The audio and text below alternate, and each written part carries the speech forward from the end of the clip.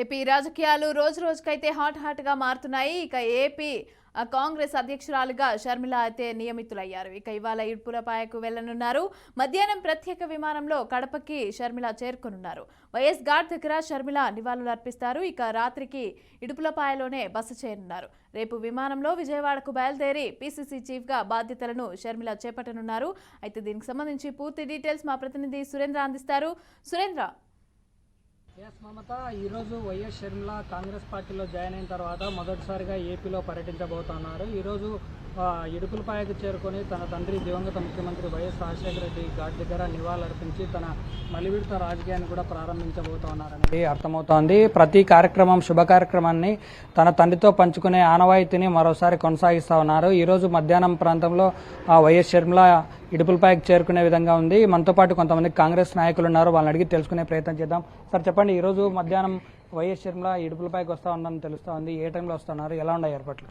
ఈరోజు మధ్యాహ్నం 4ంటికి ఇక్కడ విమానాశ్రయం నుంచి ఇటుకులపాయకి వెళ్తారండి. అయితే కడప జనాలందరూ కూడా షర్మిల మేడం గారు వస్తున్నారని చెప్పేసి చాలా ఆశావాహంగా ప్రతి ఒక్కరు కూడా ఆహ్వానం పలికేదానికి సిద్ధంగా కడపలో వెయిట్ చేస్తా ఉన్నారు.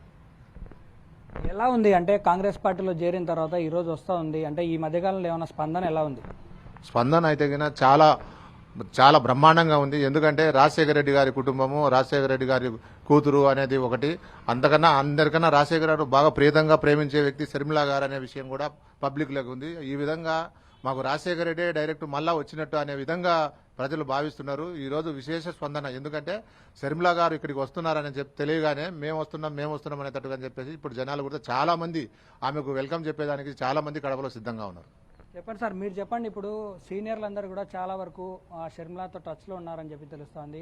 ఈరోజు కానీ అంటే రేపు కాంగ్రెస్ పార్టీలో బాధ్యతలు చేపట్టిన తర్వాత కానీ కడప నుంచే ఆమె ప్రారంభోత్సవం అంటే ఎక్కువ శాతం కూడా ఇక్కడే ఫోకస్ చేసే అవకాశం ఉంది. ఏమైనా సీనియర్ లీడర్లు ఎవరైనా వచ్చే అవకాశం ఉంది ఇప్పట్లో? సీనియర్ లీడర్లు అందరూ మాటలు అయితే జరుగుతున్నాయి. ఇప్పటికైతే ఇంకా క్లారిటీ లేదు ఎవరెవరు చేరుతారు, ఎవరెవరు త్వరలో పార్టీలో రాబోతున్నారు. ఎందుకంటే రేపు అధ్యక్షురాలిగా రేపు ప్రమాణ స్వీకారం చేయబోతున్నారు. దాని ముందే అందరితో కూడా మాట్లాడడం జరిగింది. అధ్యక్షురాలు అందరికీ ఫోన్ చేసి నేను వస్తున్నాను, మీరు రాండి, పాతవారు కాంగ్రెస్ పార్టీలో ఎన్నో సంవత్సరాలు పనిచేశారు, మీరందరూ వస్తే మనందరం కలిసి పనిచేసి కాంగ్రెస్ పార్టీని అధికారంలోకి తీసుకొద్దామనే ఉద్దేశంతో అందరితో మాటలు జరుగుతున్నాయి. మరి ఇప్పటి వరకు అయితే మాకున్న సమాచారం ప్రకారం ఇప్పటి వరకు ఏం లేదు. రేపు అయితే ఆళ్ల రామకృష్ణారెడ్డి గారు అక్కడ అధ్యక్షురాలుగా అయిపోతూనే వెంటనే జాయిన్ అవుతారు. తర్వాత కాపు రామచంద్రారెడ్డి గారు లిస్టులో ఉన్నారు. ఇంకా పాతవారు అంటారా, మా కడప జిల్లాలో పాతవాళ్ళు మైసూరారెడ్డి గారు కానీ, డిఎల్ రవీంద్రారెడ్డి కానీ, అలాగే అహ్మదుల్లా గారు కానీ వీరందరితో మాట్లాడినారని తెలిసింది. కానీ ఇంతవరకు ఎవరు కూడా మేము చేరతామనే విషయం అయితే క్లారిటీ ఎవరికి లేదు. అంటే రాయలసీమనే టార్గెట్గా చేసుకుని ఇటు రఘువీరారెడ్డి కానీ ఇటు అహ్మదుల్లా కానీ అంటే కాంగ్రెస్ పార్టీలో రాజశేఖర రెడ్డితో సమకాలీకులు అలాగే తనతో పాటు నడిచిన వాళ్ళందరినీ కూడా ఆ పార్టీలోకి ఆహ్వానించాలి, వెంటనే వాళ్ళకు కూడా బాధ్యతలు అప్పగించాలని షర్మిల యోచనలో ఉన్నట్టు తెలుస్తోంది. దీని మీద మీరేమంటారు? తప్పకుండా అండి, ఎందుకంటే కాంగ్రెస్ పార్టీ బలోపేతం కావడం మాకందరికి కూడా ఇష్టమే. ఖచ్చితంగా పాతవారు వస్తే ఇంకా కొంచెం క్యాడర్ ఇంప్రూవ్ అవుతుంది.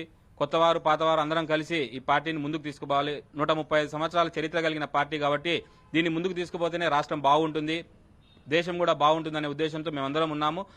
చాలా మంది చేరతారు, మరి అది టికెట్ల కోసం చేరతారా, ఇంకొక విధానంలో చేరతారా అనేది ఇంకా ఏం క్లారిటీ లేదు. వస్తూనే పదవులు వస్తాయనే గ్యారంటీ లేదు. ఏదున్నా కూడా కాంగ్రెస్ పార్టీని బలపరిచే విధంగా ఎవరు ముందుకు వచ్చినా మేమందరము సంతోషిస్తాము, అందరినీ ఆహ్వానిస్తాము. అదే కానీ కండిషన్లతో మేము టికెట్ ఇస్తే వస్తాము అనే వారిని అయితే మేమందరం కలిసి పనిచేసేదానికైతే సముఖంగా లేము. ఎందుకంటే ఎన్నో రోజులు చాలా మంది కష్టపడ్డారు, చాలా మంది క్యాడర్ మోసారు, జెండాలు మోసుకొని ఎవరు లేనప్పుడు కూడా పార్టీకి దిక్కుగా ఉన్నారు. ఇప్పుడు మేము వచ్చి మాకు ఇప్పుడే వెంటనే మాకు టికెట్లు కావాలనే ఉద్దేశంతో వచ్చే వారితో అయితే కలిసి కొన్ని ఇబ్బందులు జరుగుతాయి.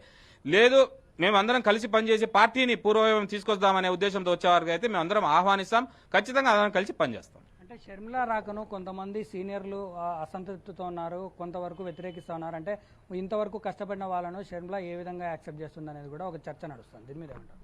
తప్పకుండా కదండి. ఇప్పుడు ఎందుకంటే గత 5-6 ఏళ్ల నుంచి కూడా ఎన్నో ఇబ్బందులు పార్టీలో చాలా మంది ఖర్చు పెట్టుకుని డబ్బులు పోగొట్టుకున్న వాళ్ళు ఉన్నారు, కొందరు తన స్థాయి మించి కూడా కొందరు ఖర్చు పెట్టుకున్న వాళ్ళు ఉన్నారు. వీరందరూ కూడా ఈ పొద్దున పాత వాళ్ళు వచ్చారని కొత్త వాళ్ళు వచ్చారని పాత వాళ్ళని మర్చిపోతే అది కూడా కొంచెం ఇబ్బందిమైన పరిణామమే. ఎన్నో పదవులు అధిరోహించి వదిలిపెట్టిపోయిన వాళ్ళు చాలా మంది ఉన్నారు. పార్టీని ఎంతో డబ్బుల పరంగా కానీ పదవుల పరంగా కానీ సంపాదించి వదిలిపెట్టిపోయిన వాళ్ళందరూ ఇప్పుడు వచ్చి వెంటనే మాకు పదవులు కావాలంటే ఇక్కడ పనిచేసిన వాళ్ళు కొన్ని ఇబ్బందులు ఉంటాయి. ఇవన్నీ మేనేజ్ చేసుకుంటూ పీసీసీ అధ్యక్షురాలుగా వచ్చారు. ఆమె అడుగుజాడల్లో నడిచేదానికి మేమందరం ముందున్నాం కానీ లేదు పాత వాళ్ళు అవసరం లేదు కొత్త వాళ్ళు వస్తున్నారు అనే ఉద్దేశంతో అయితే కొన్ని ఇబ్బందులు జరుగుతాయి. వీటన్నిటిని ఆమె మేనేజ్ చేస్తారు, అందరికీ సముచిత స్థానం కల్పిస్తారని మేమందరం ఆశాభావంతో ఉన్నాం. ఎస్, ఇది పరిస్థితి. ఓవరాల్గా పాతోళ్ళు కొత్తోళ్ళు అందరినీ కలుపుకోవాల్సినటువంటి బాధ్యత ఉంది. రాయలసీమలో ఉన్నటువంటి సీనియర్ లీడర్లందరూ కూడా పార్టీలోకి వచ్చే అవకాశం ఉంది. రేపు విజయవాడలో బాధ్యతలు స్వీకరించిన అనంతరం కూడా ఈ తదుపరి కార్యక్రమాలన్నింటికి కూడా కార్యాచరణ రూపొందించి షర్మిల అయితే కీలకంగా వ్యవహరించబోతున్నారని చెప్పి కాంగ్రెస్ పార్టీ లీడర్లు చెప్తున్నటువంటి పరిస్థితి. Over to you, Mamata. Right, thank you.